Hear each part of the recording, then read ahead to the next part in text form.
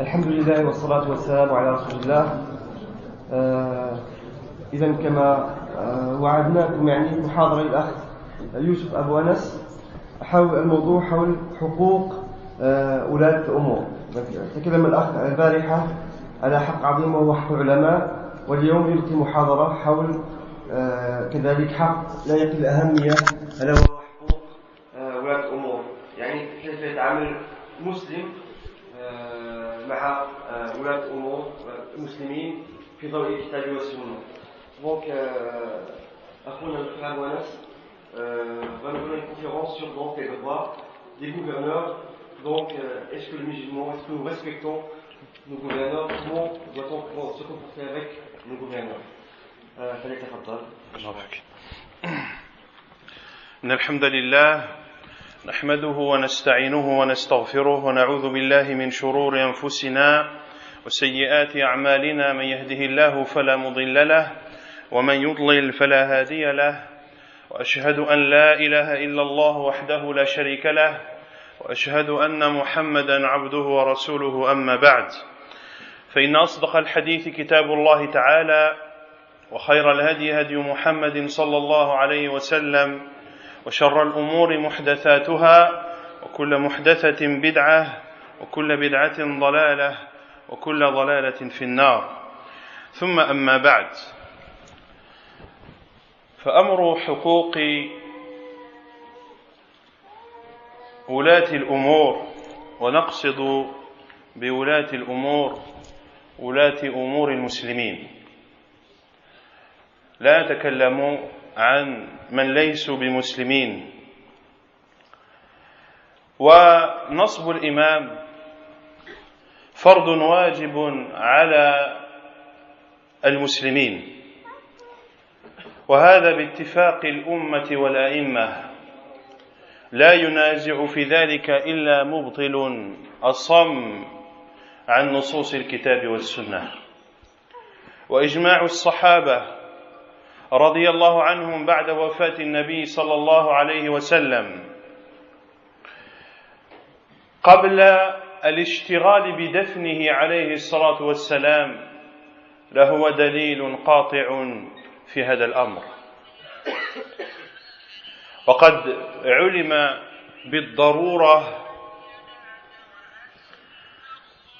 أنه لا دين إلا بالجماعة، ولا جماعة إلا بإمام، ولا إمام إلا بسمع وطاعة، ولا إمام إلا بسمع وطاعة.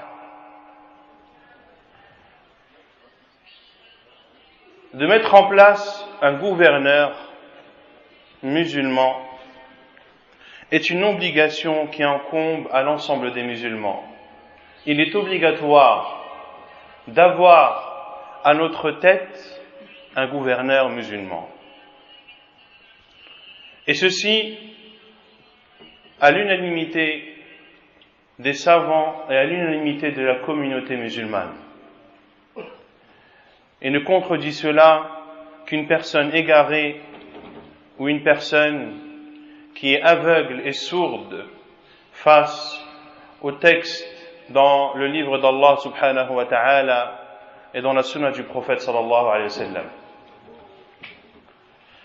Et le fait que les compagnons radiyallahu anhum, après la mort du prophète alayhi salatu wa salam, se soient réunis pour désigner le successeur du prophète sallallahu alayhi wa sallam, à savoir Abu Bakr radiyallahu anhu,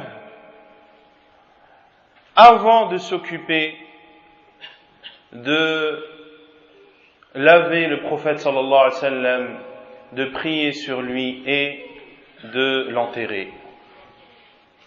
Ils se sont d'abord occupés de mettre en place le successeur du prophète sallallahu alayhi wa sallam. Et ceci est une preuve indéniable que c'est une obligation.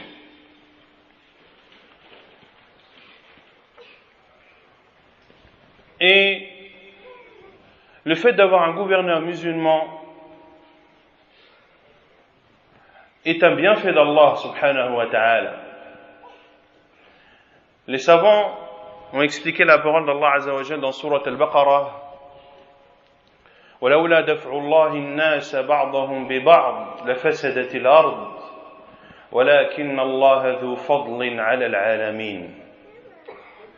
Après qu'Allah azza wa jalla ait cité l'histoire de David et de Goliath,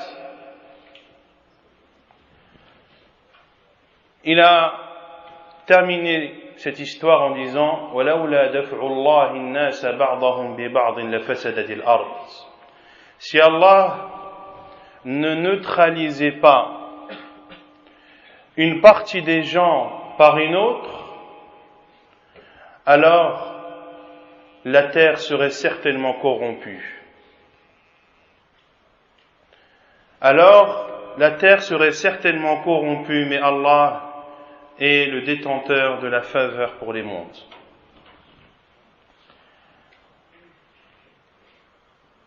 L'imam al-Turtushi, rahimahullah ta'ala, dit, lorsqu'il explique ce verset, قيل في معناه لولا أن الله تعالى أقام السلطان في الأرض يدفع القوي عن الضعيف وينصف المظلوم من ظالمه لتواثب الناس بعضهم على بعض فلا ينتظم لهم حال ولا يستقر لهم قرار فتفسد الأرض ومن عليها.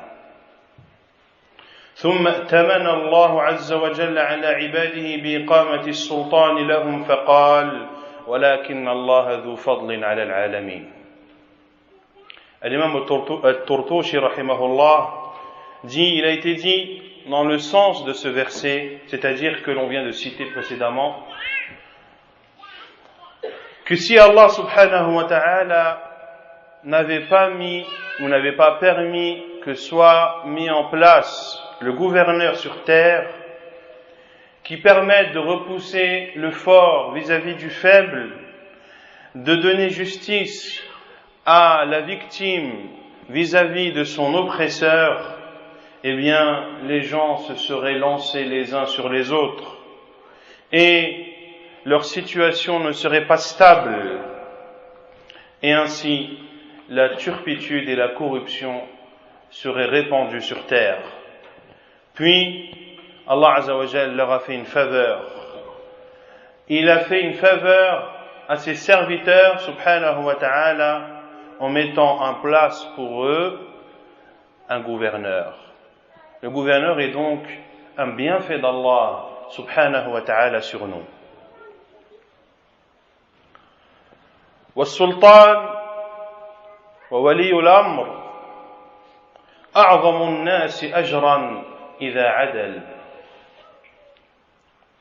والدليل على ذلك حديث أبي هريرة رضي الله عنه الذي رواه البخاري ومسلم في صحيحيهما أن النبي عليه الصلاة والسلام قال 7 يظلهم الله في ظله يوم لا ظل إلا ظله فبدأ النبي صلى الله عليه وسلم بالإمام العادل.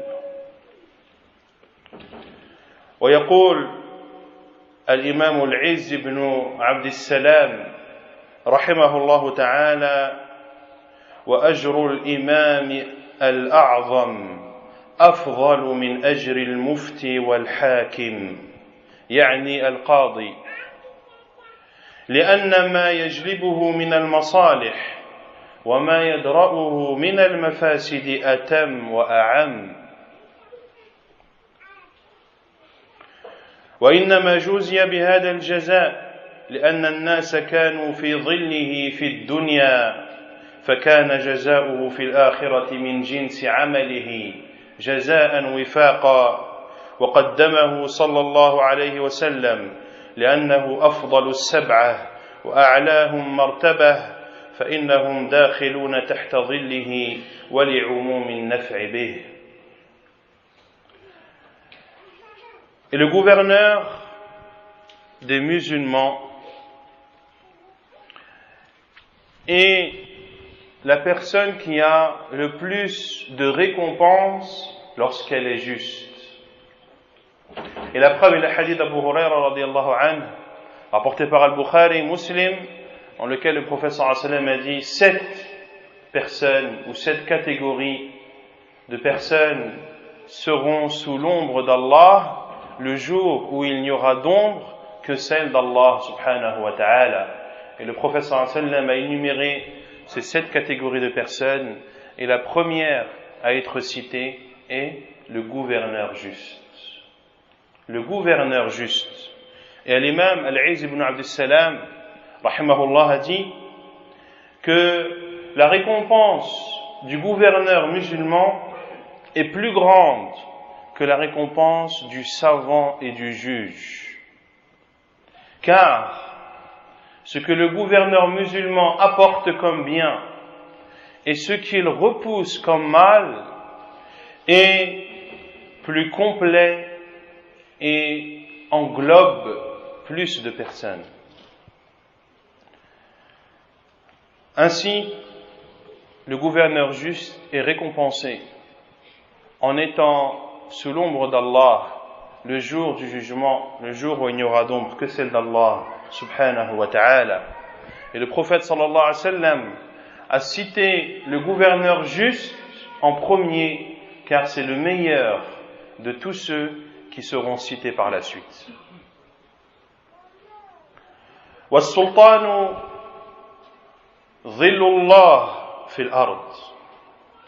وهذه الجملة هي مقولة أهل السنة والجماعة، وحكاها عنهم بعض الأئمة، وهي في الحقيقة مروية في عدة أحاديث عن رسول الله صلى الله عليه وسلم، رواها أبو بكر وعمر وابن عمر وأبو بكر وأنس وأبو هريرة، وأصحها حديث أبي بكر رضي الله عنه وهو حديث حسن، ولفظه عند ابن أبي عاصم في السنة أن النبي صلى الله عليه وسلم قال: السلطان ظل الله في الأرض، فمن أكرمه أكرم الله، ومن أهانه أهانه الله. فمن أكرمه أكرمه الله، ومن أهانه أهانه الله. وقوله السلطان ظل الله أي يدفع الله به الأذى عن الناس، كما أن الظل يدفع أذى حر الشمس. Et le gouverneur musulman, c'est l'ombre d'Allah sur terre. C'est une parole qui est connue chez les gens de la Sunna, qui a été dite par beaucoup de savants de l'islam, et ce n'est en réalité que la parole du prophète sallallahu alayhi wa sallam, rapportée par plusieurs de ses compagnons radiyallahu anhum, parmi eux Abu Bakr, Omar ibn al-Khattab, Abdullah ibn Omar, Anas, Abu Huraira radiyallahu anhum ajma'in. Et le hadith le plus authentique apporté à ce sujet est celui d'Abu Bakr radiyallahu anhu, qui est un hadith jugé bon, en lequel le prophète sallallahu alayhi wa sallam a dit: le gouverneur est l'ombre d'Allah sur terre. Celui qui l'honore, Allah l'honorera. Et celui qui l'humilie, Allah l'humiliera. Et la parole du prophète alayhi salatu wassalam, le gouverneur est l'ombre d'Allah, c'est-à-dire que à travers ce gouverneur, Allah subhanahu wa ta'ala épargne le mal des gens, épargne les gens du mal, comme l'ombre protège des rayons du soleil et de la chaleur du soleil.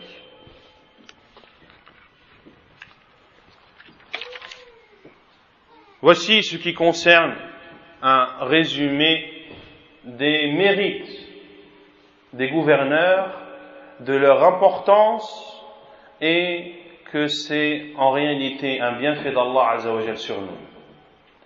et que une communauté ne peut être soudée, ne peut être organisée que si elle a à sa tête un gouverneur.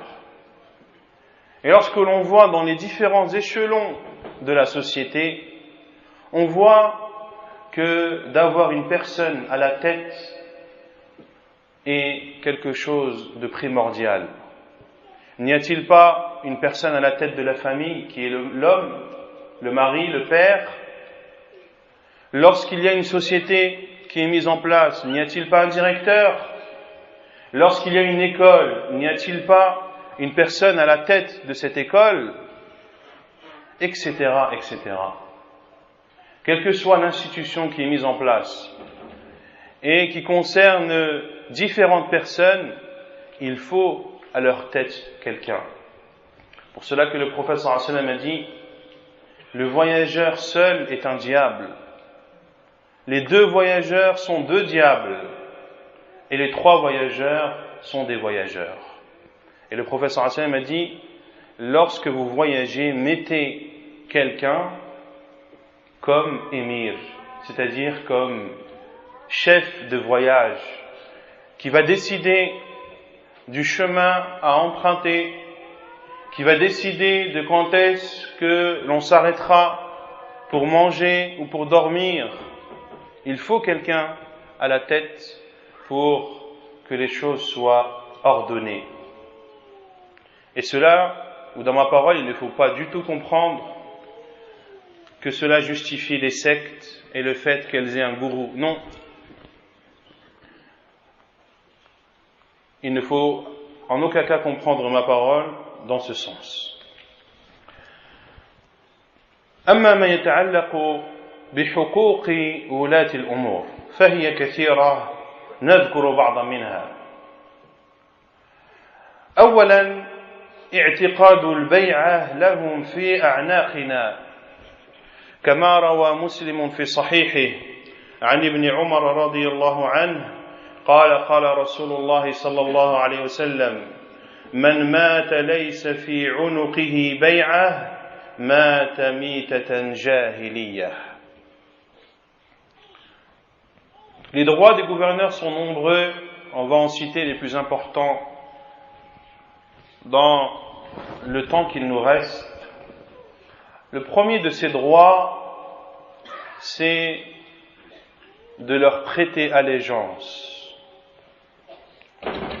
et de considérer que nous leur devons obéissance. La preuve est le hadith de Abdullah ibn Umar radiyallahu anhu, rapporté par Muslim dans son Sahih, dans lequel le prophète sallallahu alayhi wa sallam a dit: celui qui meurt sans qu'il n'y ait sur son cou un pacte d'allégeance, il mourra une mort de la période anté-islamique. Lorsque le gouverneur est mis en place, le pacte d'allégeance, al-bay'a, doit lui être fait. Et le gouverneur musulman est le seul à qui il est autorisé de faire un pacte d'allégeance. Il n'est pas autorisé de faire un pacte d'allégeance à une personne autre que lui. D'où l'égarement de beaucoup de sectes qui font des pactes d'allégeance à leur maître, à leur gourou, en prenant l'engagement de les soutenir, de les protéger, de leur obéir et d'être à leur service. Comment comprendre ce hadith du prophète sallallahu alayhi wa sallam rapporté par Abdullah ibn Umar, mais rapporté également par Abdullah ibn Abbas? Est-ce que chaque musulman doit prêter allégeance au gouverneur? La réponse est non. Cela est impossible.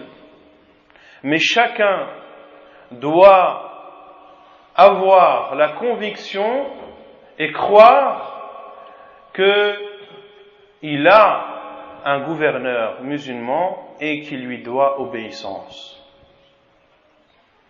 De dire que chaque musulman doit prêter acte d'allégeance au gouverneur est une chose insensée. Même au temps du prophète sallallahu alayhi wa sallam, comme le dit Cheikh Ibn Uthaymin, rahimahullah, est-ce que lorsqu'Abu Bakr radiallahu anhu a succédé au prophète sallallahu alayhi wa sallam, est-ce que tous les musulmans, hommes et femmes et enfants, ont prêté allégeance à Abu Bakr? La réponse est non. Les savants disent que ce sont Ahlul Hall wal Aqd qui doivent prêter allégeance au gouverneur, c'est-à-dire les savants, les ministres, les représentants de l'État musulman qui doivent prêter allégeance au gouverneur. ومن حقوق ولاة الأمور عدم الخروج عليهم وإن فسقوا وجاروا وفي ذلك أحاديث كثيرة وكثيرة جدا اعتبرها بعض أهل العلم أنها وصلت إلى درجة التواتر. Le deuxième droit des gouverneurs est de ne pas se soulever contre eux, même s'ils sont pervers et même s'ils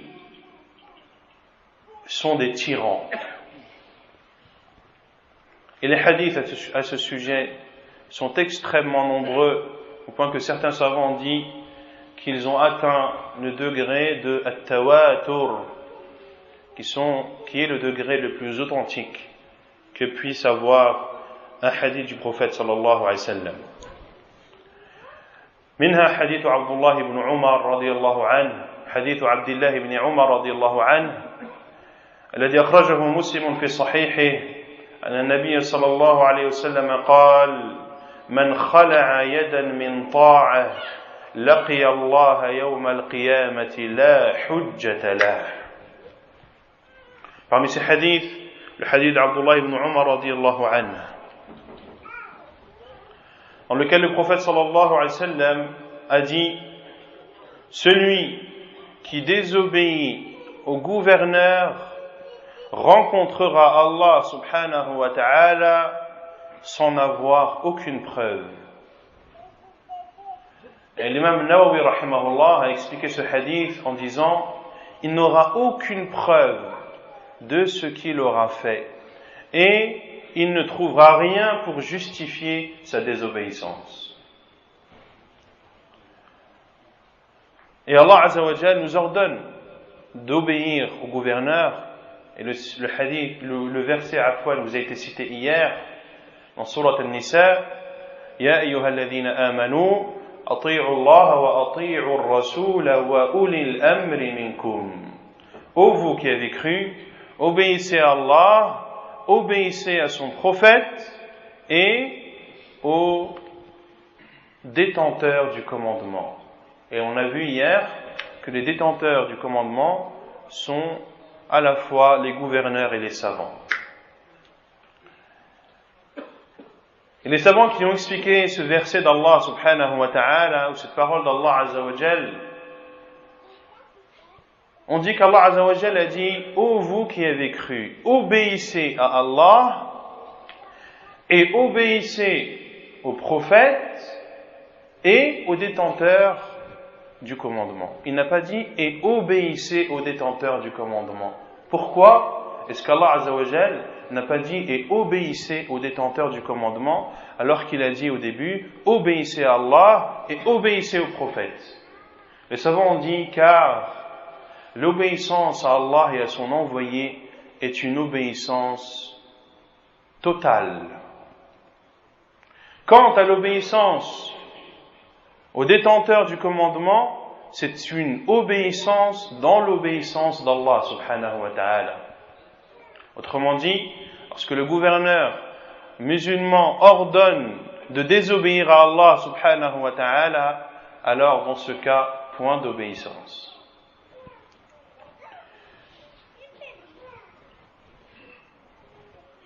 ومنها حديث حذيفة رضي الله عنه الذي رواه مسلم أيضا في صحيحه أن النبي صلى الله عليه وسلم قال له اسمع وأطع للأمير وإن ضرب ظهرك وأخذ مالك فاسمع وأطع. Écoutez ce hadith du prophète sallallahu alayhi wa sallam. Le hadith de Hudayfa radiyallahu anhu rapporté par Muslim dans son sahih. Le prophète sallallahu alayhi wa sallam lui a dit obéis, écoute et obéis au gouverneur, même s'il frappe ton dos et prend ton argent, écoute et obéis. Le hadith est clair, pas besoin d'explication.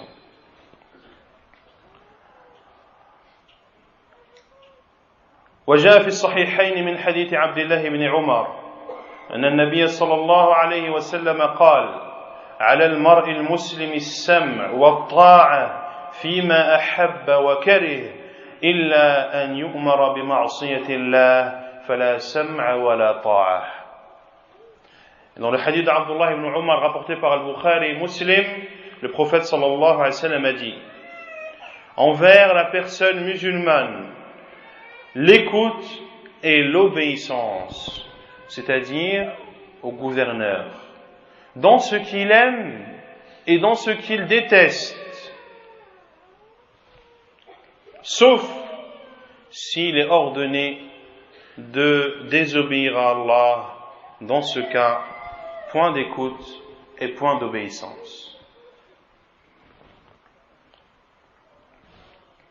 وعن عوف بن مالك قال قال رسول الله صلى الله عليه وسلم ألا من ولي عليه وال فرآه يأتي شيئا من معصية الله فليكره ما يأتي من معصية الله ولا ينزعن يدا من طاعة رواه مسلم في صحيح. Et dans le hadith de Aouf ibn Malik radiyallahu anhu, le prophète sallallahu alayhi wa sallam a dit celui qui s'est vu attribuer un gouverneur et qui le voit faire des choses parmi la désobéissance d'Allah, qu'il déteste ce qu'il a fait comme désobéissance à Allah, mais qu'en aucun cas il ne lui désobéisse.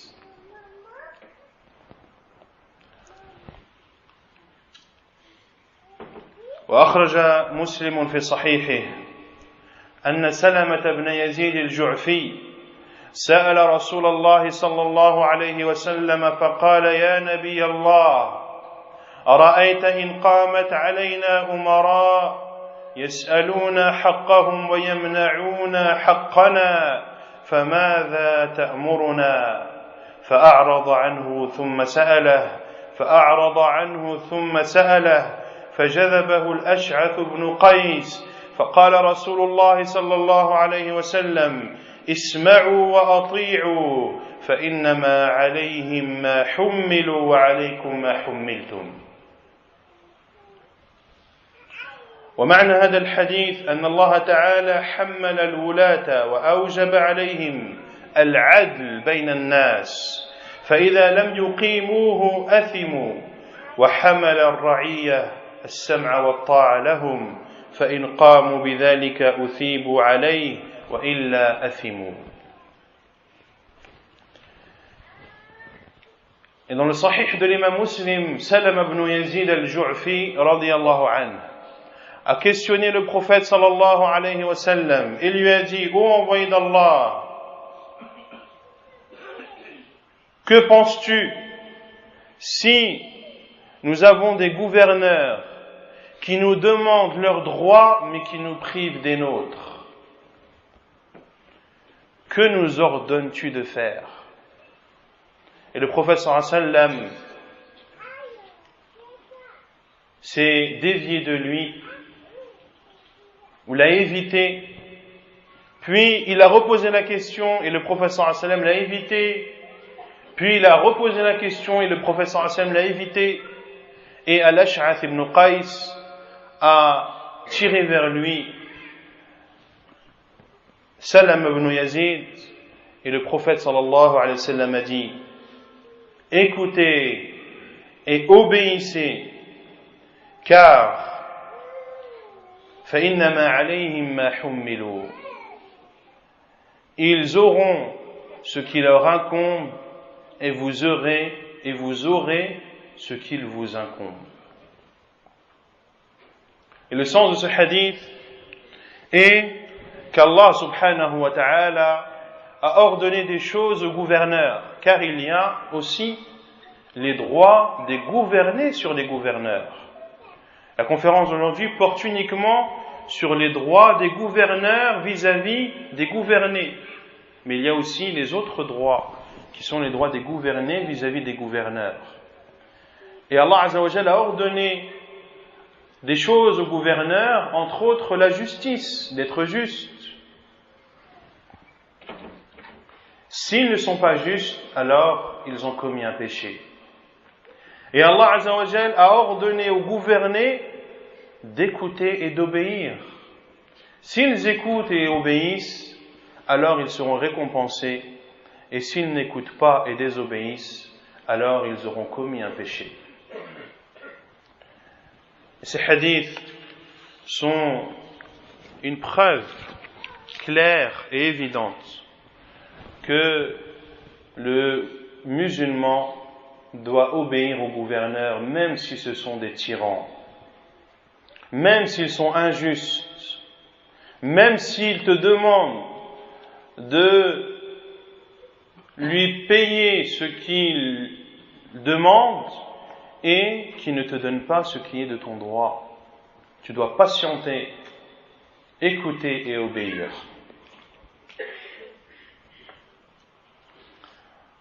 وأخرج مسلم عن أبي هريرة رضي الله عنه أن النبي صلى الله عليه وسلم قال: عليك السمع والطاعة في عسرك ويسرك ومنشطك ومكرهك. Le prophète sallallahu alayhi wa sallam a dit dans le hadith rapporté par Muslim, et vous vous rendez compte que tous les hadiths que l'on cite sont soit rapportés par Muslim dans son Sahih, ou soit rapportés par Al-Bukhari et Muslim dans leur Sahih. Ce sont donc des hadiths purement authentiques qui ont été dits par le prophète sallallahu alayhi wa sallam. Obéis, écoute et obéis dans les moments faciles et difficiles, dans tes moments faciles et difficiles, et dans tes moments de vivacité, d'ardeur, et dans les moments où tu es mécontent. Dans tous les cas, tu dois obéir au gouverneur. Que tu sois riche ou que tu sois pauvre. Si tu es riche et que tu n'es pas à plaindre, évidemment, d'écouter et d'obéir au gouverneur sera plus facile. Mais lorsque tu es pauvre et que l'on te prive de tes biens, là aussi, tu dois obéir et écouter.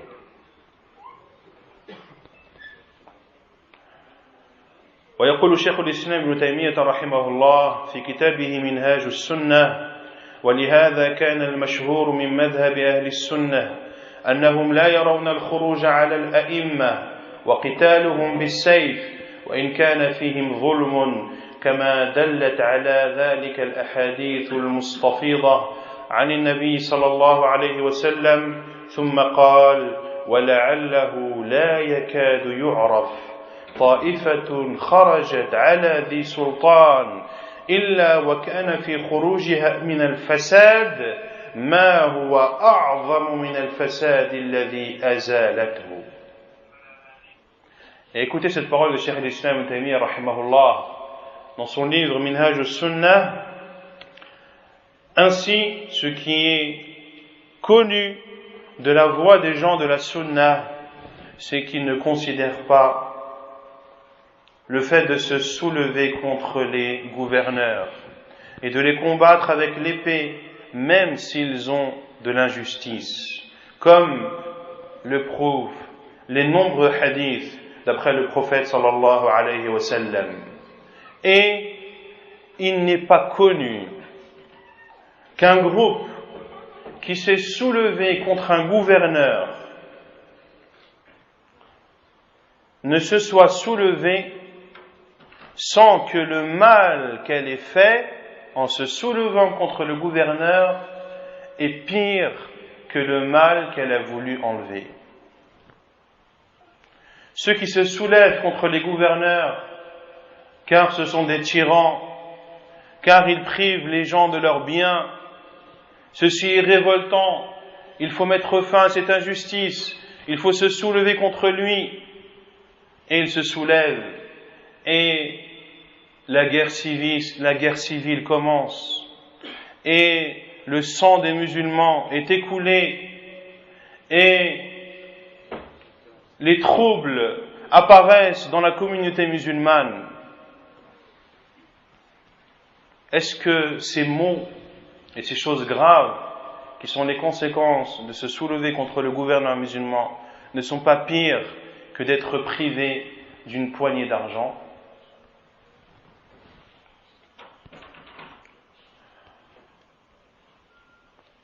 ومن حقوق العلماء جمع الناس عليهم وإبراز محاسنهم وعدم سبهم فيما فيهم فضلا عما ليس فيهم وما لم يثبت عنهم ويدل على ذلك كل دليل دال على السمع والطاعة وكل دليل دال على حرمة الخروج على الحاكم وأدلة أخرى سنذكرها بإذن الله تعالى.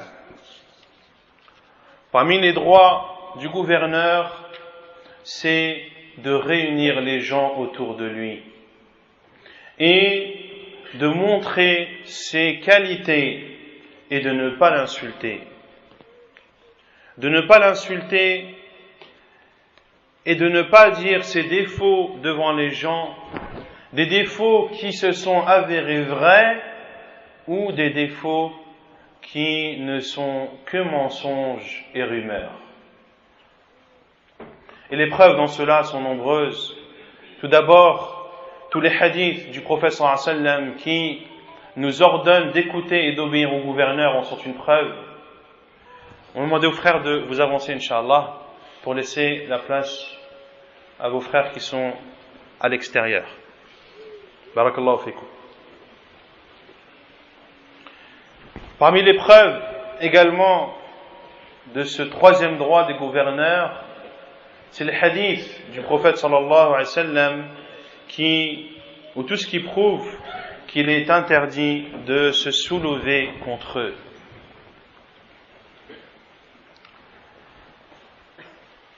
Pourquoi ? Car en insultant les gouverneurs et en exposant les défauts aux gens, ceci va faire en sorte que les gens vont détester leur gouverneur et qu'ils vont songer un jour ou l'autre à se soulever contre lui. Et les savants ont dit kullu khurujun fi'li masbouqun bi khurujin qawli.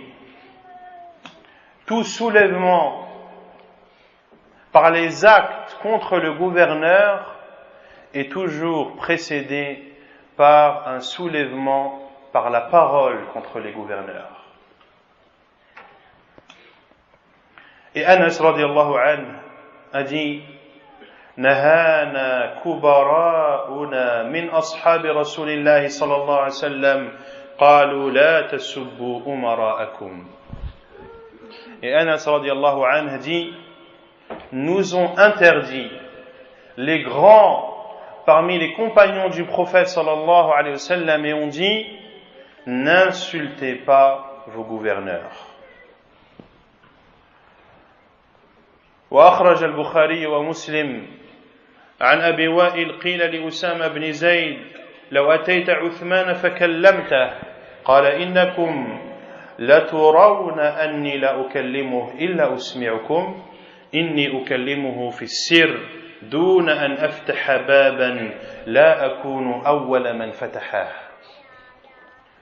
Et comme cela est rapporté par Al-Bukhari et Muslim, qu'il a été dit à Oussama ibn Zayd, radiyallahu anhu, l'aimé du prophète sallallahu alayhi wa sallam, pourquoi ne vas-tu pas voir Uthman pour lui parler? Il a répondu, pensez-vous, en me voyant que je ne lui parle pas, je lui parle, mais en secret, car je ne veux pas ouvrir une porte que je serai le premier à avoir ouverte, à savoir de parler et de critiquer les gouverneurs devant les gens. Et Saïd ibn Jubayr a dit, j'ai dit à Abdullah ibn Abbas, puis-je ordonner au gouverneur de faire le bien? Abdullah ibn Abbas lui a dit, si tu as peur qu'il te tue, alors non. Sinon, si tu le fais, alors fais-le entre toi et lui.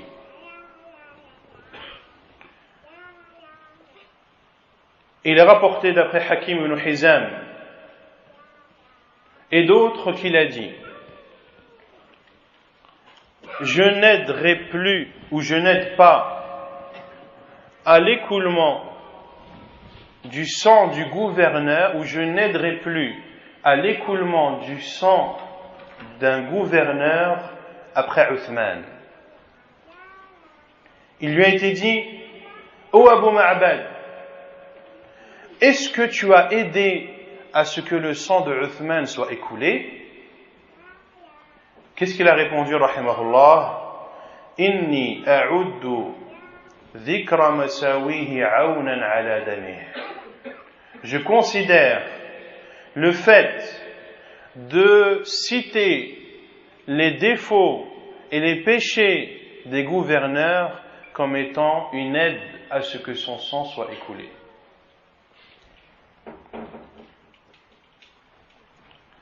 وثبت عن ابن زنجوي عن أبي ملجاز أنه قال سب الإمام الحالقة لا أقول حالقة الشعر ولكن حالقة الدين.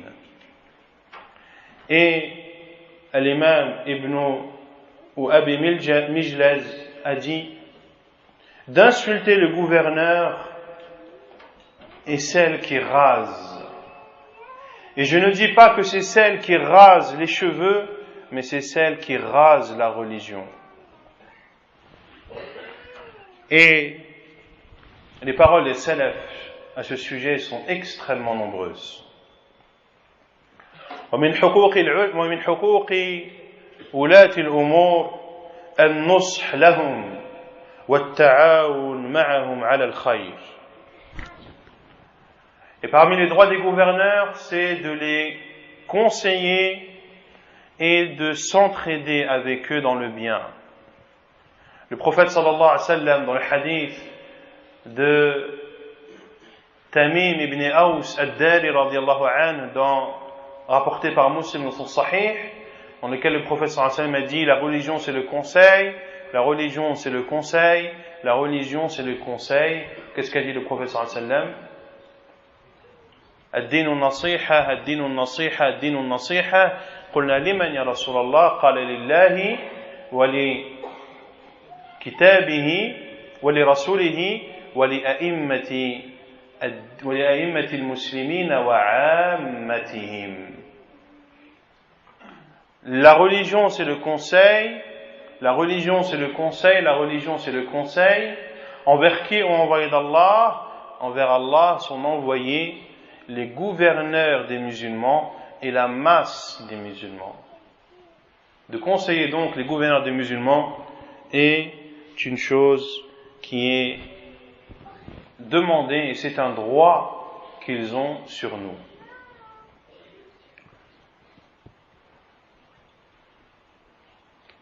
وسأنقل لكم أو سأذكر لكم كلاما لشيخ الإمام عبد الله بن عزيز بن باز في هذه المسألة لخص فيها منهج الكتاب والسنة وسلف الأمة في نصيحة السلطان. Et je vais vous lire la parole de Cheikh Ibn Baz, rahimahullah, concernant, ou dans laquelle il a résumé le comportement à avoir lorsque l'on conseille le gouverneur. قال رحمه الله ليس من منهج السلف التشهير بعيوب الولاة وذكر ذلك على المنابر. Ne fait pas partie de la voie des salafs de diffuser les défauts des gouverneurs et de les dire au-dessus des manabir, autrement dit lors des discours du vendredi ou autres. لأن ذلك يفضي إلى الفوضى وعدم السمع والطاعة في المعروف ويفضي إلى الخوض الذي يضر ولا ينفع, car ceci va amener au désordre et ceci va amener à ce que les gens n'écoutent plus et n'obéissent plus dans le bien, et ceci va amener à une discorde qui va faire du mal et qui ne sera en aucun cas bénéfique. ولكن الطريقة المتبعة عند السلف النصيحة فيما بينهم وبين السلطان والكتابة إليهم أو الاتصال بالعلماء الذين يتصلون بهم حتى يوجه إلى الخير أو حتى يوجه إلى الخير, وإنكار المنكر يكون من دون ذكر الفاعل فينكر الزنا وينكر الخمر وينكر الربا من دون ذكر من فعله, ويكفي إنكار المعاصي والتحذير منها من غير ذكر أن فلانا يفعلها لا حاكم ولا غير حاكم. Mais ce qui est connu de la voie des salafs concernant le fait de conseiller les gouverneurs, c'est de les conseiller entre eux, que le conseil soit entre toi et le gouverneur, ou de leur écrire, ou de contacter les savants afin qu'ils prennent contact avec les gouverneurs pour leur montrer le bien. Et de condamner un mal se fait sans citer le nom de celui qui l'a fait. On condamne l'adultère, la fornication, on condamne l'alcool, on condamne l'usure sans citer le nom de celui qui le fait. Il suffit pour condamner un péché de condamner ce péché sans citer le nom de celui qui le commet, que ce soit un gouverneur ou un gouverné. ولما وقعت الفتنة في عهد عثمان قال بعض الناس لأسامة بن زيد رضي الله عنه ألا تنكر على عثمان؟ قال أنكر عليه عند الناس لكن أنكر عليه بيني وبينه ولا أفتح باب الشر على الناس. Et lorsque il y a eu la discorde au temps de Uthman radiyallahu anhu, certaines personnes ont dit à Oussama, et le hadith on l'a vu juste avant, ou le athar on l'a vu juste avant, on dit à Oussama, ne fais-tu pas de reproches à Uthman, ou ne lui conseilles-tu pas? Et il a répondu, vais-je le conseiller devant les gens? Je le conseillerai entre moi et lui, je n'ouvrirai pas une porte du mal pour les gens.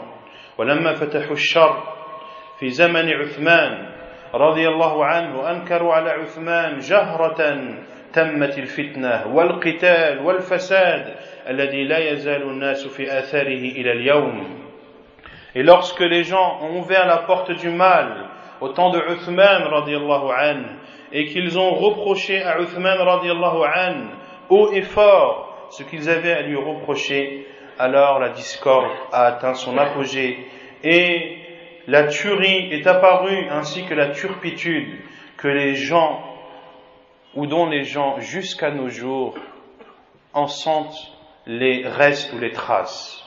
حتى حصلت الفتنة بين علي ومعاوية وقتل عثمان وعلي بأسباب ذلك وقتل جم كبير من الصحابة وغيرهم بأسباب الإنكار العلني وذكر العيوب علنا, jusqu'à ce que cette discorde a eu lieu entre Ali et Muawiyah radiyallahu anhuma et que Uthman a été tué et que Ali radiallahu anhu a été tué à cause de cela, et qu'ont été tués un grand nombre des compagnons du prophète sallallahu alayhi wa sallam, tout ceci à cause de la critique ouverte et de citer les défauts des gouverneurs devant tout le monde. حتى أبغض الناس ولي أمرهم وحتى قتلوه نسأل الله العافية. Jusqu'à ce que les gens ont détesté leurs gouverneurs et jusqu'au point où ils les ont tués, et nous demandons à Allah Azza wa Jal de nous en préserver.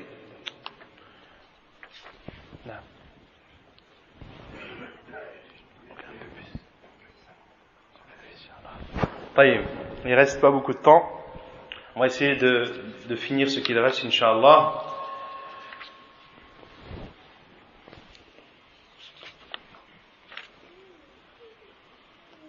Donc, de citer les défauts des gouverneurs devant tout le monde ne fait en aucun cas partie des caractéristiques des gens de la Sunna et des gens de la vérité.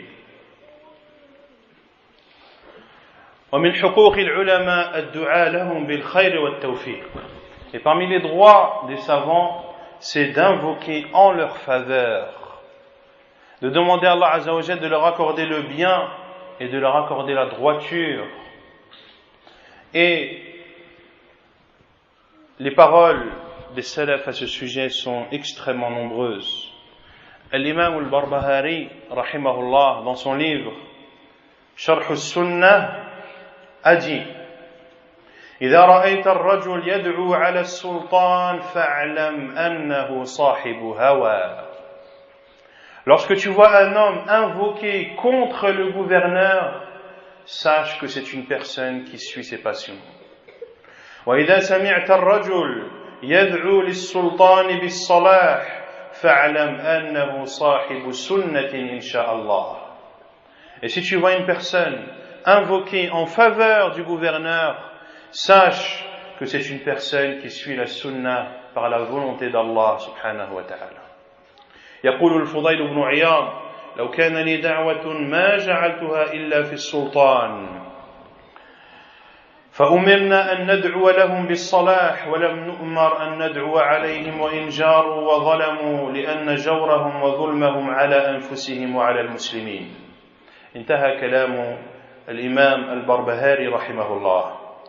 Et l'imam al-Barbahari cite la parole de Al-Fudayl ibn Iyad, qui est une parole réputée, lorsqu'il a dit, rahimahullah, si j'avais une invocation qui était exaucée, je l'aurais faite pour le gouverneur.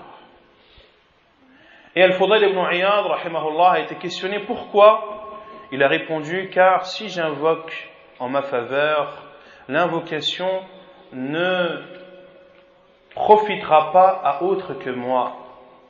Alors que si je fais une invocation en faveur du gouverneur, ce sera tout le monde qui profitera de cette invocation. Et l'imam al-Barbahari rahimahullah dit: il nous a été ordonné d'invoquer en faveur des gouverneurs, et nous n'avons pas été ordonnés d'invoquer contre eux, même s'ils sont des tyrans, même s'ils sont injustes, car leur injustice et leur tyrannie les affectent eux ainsi que les musulmans.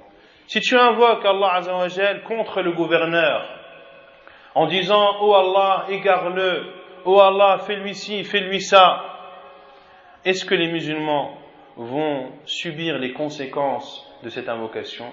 La réponse est oui. Car si le gouverneur est mauvais, cela se fera ressentir par la masse des musulmans. Et l'imam Ahmad rahimahullah dit: et j'invoque, c'est-à-dire en faveur du gouverneur, en lui demandant at-tasdid wa at-tawfiq, d'être sur le droit chemin et qu'Allah Azza wa Jalla lui facilite le jour comme la nuit, et je considère que ceci est une obligation pour moi.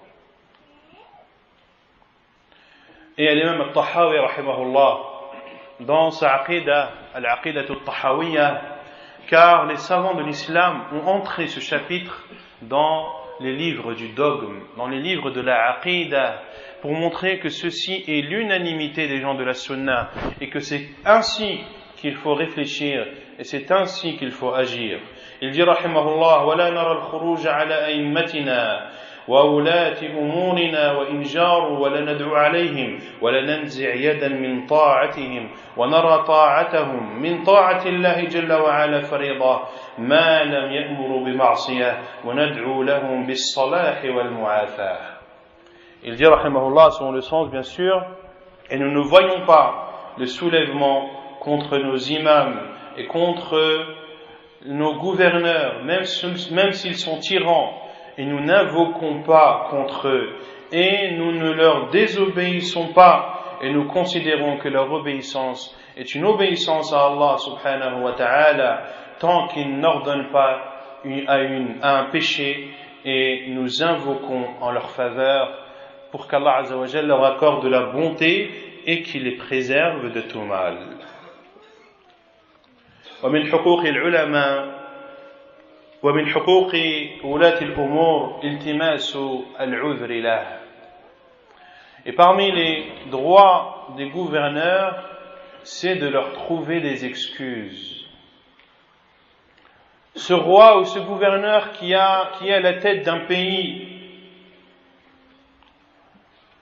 les savants disent tout d'abord que s'il est bon et juste, alors remercier Allah subhanahu wa ta'ala. Car c'est en remerciant Allah azza wa jal que ce bienfait va persister. Et s'il est mauvais, remets-toi d'abord en cause toi, car d'avoir un gouverneur injuste à ta tête est la conséquence de tes péchés. Ensuite, trouve-lui des excuses. Peut-être qu'il a trop d'affaires à gérer. Peut-être que les personnes qui les entourent sont des personnes mauvaises, qui ne cherchent que leur intérêt personnel, et que lui considère que ce sont des personnes justes, des personnes honnêtes, des personnes sincères, mais qu'en réalité, son entourage le trompe. Pour cela que parmi les droits également du gouverneur, c'est de lui remonter si certaines personnes qui sont sous son autorité sont mauvaises. De lui dire que tel salarié ou tel fonctionnaire prend des pots de vin et fait du mal aux gens. C'est un de ses droits aussi, de lui remonter ces informations au gouverneur musulman. Parmi les droits du gouverneur également, c'est de le soutenir et de combattre à ses côtés.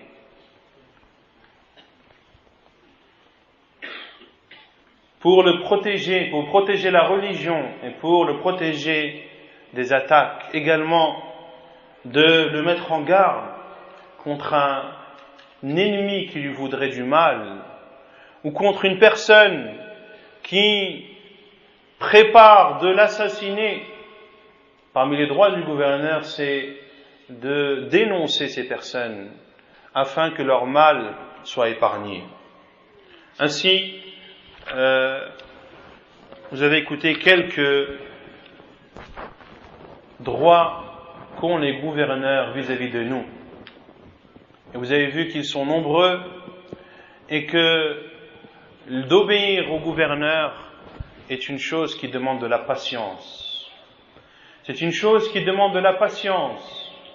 Et c'est un domaine dans lequel les sentiments, les émotions n'ont pas leur place.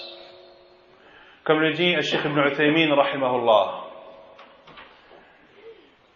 La jauge, ce n'est pas la révolte, la révolution, l'émotion sur ce que font les gouverneurs musulmans comme mal. Mais la jauge, c'est la sagesse. C'est de voir les conséquences de ce que tu fais. Et comme l'a dit Cheikh al-Islam Ibn Taymiyyah, et l'on a vu la parole tout à l'heure, qu'il n'est pas connu dans l'histoire de l'humanité et dans l'histoire musulmane que ceux qui se sont soulevés contre leur gouverneur ont fait un bien ou ont uniquement ôté le mal qu'ils reprochaient. Ils ont fait bien pire. Et la parole ou la fatwa de Cheikh Ibn Baz rahimahullah est plus que parlante dans ce domaine.